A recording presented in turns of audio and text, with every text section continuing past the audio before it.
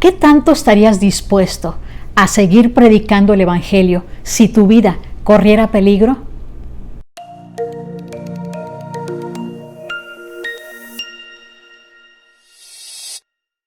A pesar de que el mandato de Cristo antes de ascender a los cielos fue ir y predicar a toda nación este Evangelio, fue muy difícil para Pablo y los apóstoles de Cristo cumplir completamente con esta misión, pero en el libro de los Hechos vemos de muchos de los lugares que los apóstoles tuvieron la oportunidad de ir a predicar. Sin embargo, sabemos que ellos recibían inspiración y visiones. Por ejemplo, en el capítulo 16 dice que en una visión Pablo sintió o escuchó a un hombre decir: ven a Macedonia y ayúdanos.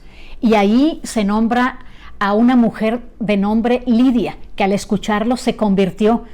Y cuando ella sintió que lo que Pablo y Silas decían era verdad, les pidió que fueran a su casa y le predicaran al resto de la familia.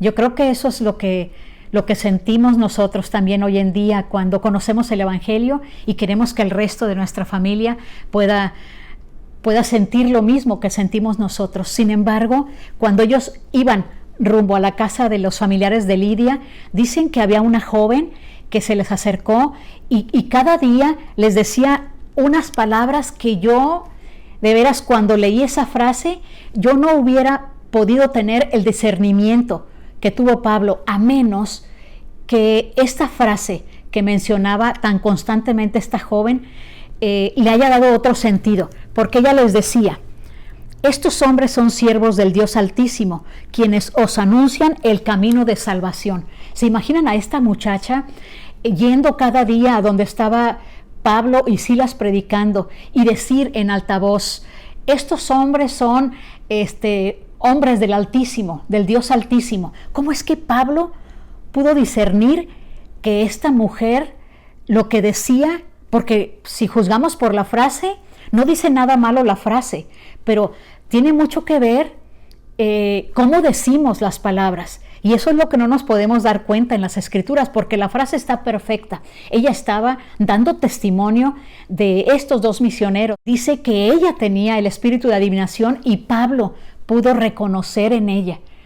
Y entonces yo pude imaginarme, a lo mejor ella esta frase la decía con un tono burlón. Entonces Pablo se enfadó y le mandó que ese espíritu saliera de ella.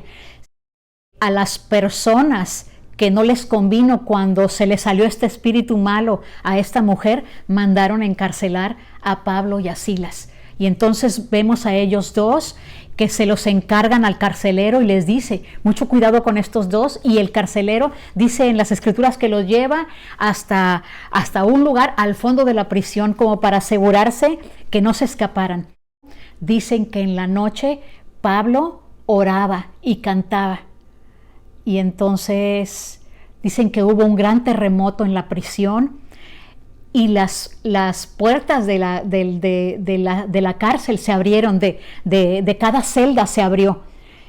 Y entonces en ese momento el carcelero estaba dormido y se despierta y él tiene temor por su vida, pensando que como cada celda se abrió, se iban a escapar los presos y su vida corría peligro. Dice que sacó una espada y estaba a punto de matarse cuando Pablo lo detuvo y le dijo: no temas, nadie se ha escapado, todos estamos aquí. Y entonces él se convirtió. Yo recuerdo las palabras que leí, que le dijo el carcelero a Pablo cuando lo escuchó. Le dijo: ¿qué tengo que hacer para mi propia salvación? Y Pablo y Silas le predicaron el Evangelio, se convirtió él y también su casa y fueron liberados de la cárcel. Y le decía al principio: no sé si nosotros fuéramos tan valientes o tuviéramos un testimonio tan fuerte de, a pesar de que alguien nos diga: no vayas a este lugar porque tu vida corre peligro. Yo, la verdad, si estuviera en el lugar de Pablo o de los misioneros de esa época, la pensaría una y mil veces. Y recordé una experiencia donde yo me quedé paralizada por el miedo. Yo, cuando mis hijos eran pequeños, recuerdo que tuve un sueño y soñé que me moría. Soñé que al otro día me iba a morir. Entonces ese día, créanme, me paralicé tanto que en verdad creí que el sueño iba a hacerse realidad. Entonces ese día no fui a trabajar, llamé a la escuela donde trabajaba y les dije que no me iba a presentar. No me recuerdo qué fue lo que dije como para justificarme, y ese día recuerdo que llevé a mis hijos a la escuela, los recogí, los llevé a comer, traté de aprovechar todo ese día porque tenía el temor del sueño de la noche anterior. Sin embargo, a veces vemos que el miedo nos puede paralizar, como a mí en esta ocasión. Déjanos aquí en los comentarios qué cosas no te has atrevido a hacer por la causa de Cristo, tan solo porque has tenido miedo. Y yo, como en esa ocasión, tuve miedo, la verdad, y decidí quedarme en casa, decidí hacer otra cosa muy diferente. Y eso ya pasó tanto tiempo, y a veces cuando lo recuerdo digo, no sé si habré hecho bien. Yo en ese momento supuse que tomé la mejor decisión. Lo que sí les puedo decir es que súper aproveché el día con mis hijos y se los comenté. No sé si ellos lo recuerdan hasta hoy día. Y bueno, vamos a continuar con la historia de Pablo y de Silas, y también de los demás seguidores de Cristo que siguen predicando el Evangelio. Fíjense que un siervo de Dios le dijo a Pablo, no vayas a Jerusalén. En el capítulo 19 vemos eso, y en el 20 vemos a lo que se enfrentó Pablo. Pero él, a pesar de que le dijeron a él que no fuera porque su vida corría peligro, de todas maneras estuvo dispuesto a ir a ese lugar. Se despidió de ellos y les dijo que tal vez esta sería la última vez que lo verían, y la gente lloraba. La gente empezó a apreciar a Pablo por lo que les predicaba. Yo me imagino por el espíritu que ellos sentían cuando Pablo hablaba. Fíjense que pensando en esto, ¿quién hubiera podido pensar que la vida de Pablo diera este gran giro? O sea, si nos hubieran dicho unos cuantos años antes, no lo podríamos creer, como cuando Ananías, cuando Dios le dijo, ve y bendice a este hombre. Y Ananías diciendo, ¿cómo? Si ese hombre es un perseguidor de la iglesia. Pues sí. Y eso nos demuestra a ti y a mí que no tenemos que juzgar la vida de las personas, porque las personas también pueden cambiar.